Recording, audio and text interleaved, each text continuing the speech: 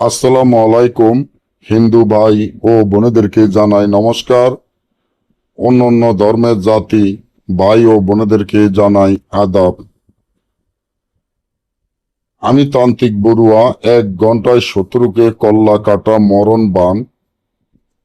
1 ঘন্টায় শত্রুকে কল্লা কাটা মরণ বান এমন একটি নকশা, যে নকশাটি আমার স্ক্রিনে আপনারা দেখতে পাচ্ছেন। আল্লাহ রাসূলের নাম নিয়ে বলতে পারি, এই নকশাটি এতটা পরীক্ষিত, যা কাজ করার সাথে সাথে আপনার কাজ সফলতা হবে। আপনাদের যাদের শত্রু আছে,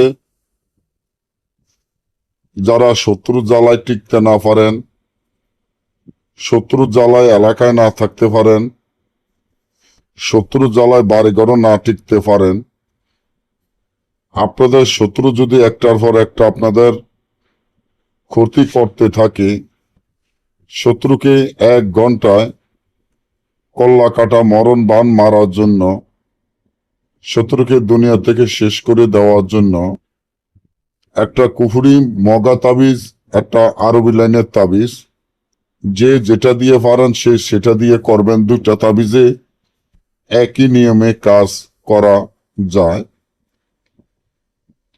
আপনারা বিষাক্ত সাপের রক্ত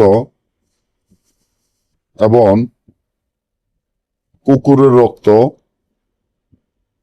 সিলের রক্ত, ফেসার রক্ত, মেশকো, জাফরান, আম্বর, কস্তুরী, গোসনা, কামসিন্দুর দ্বারায়, শনি হয়তোবা মঙ্গলবার মারা গেছে এমন মুখদারের কাপড় এনে কবরের থেকে ওই কাপড়ের উপরে তাবিজটি যেভাবে আছে এভাবে লিখিয়া, তাবিজের নিচনে ওদের নাম, ওদের পিতা মাতার নাম লিখিয়া, অর্থাৎ শত্রুর নাম, শত্রুর পিতা মাতার নাম লিখিয়া, তাবিজটি যদি আপনারা একটি চিতায় পুঁতে রাখেন, রাত 12টা উলঙ্গ অবস্থান যাইয়া 1 ঘন্টা খবর শুনবেন, শত্রু যে কোনো জায়গায় থাকুক, কল্লা ছিঁড়ে, কল্লা রক ছিঁড়ে শত্রু মারা যাবে।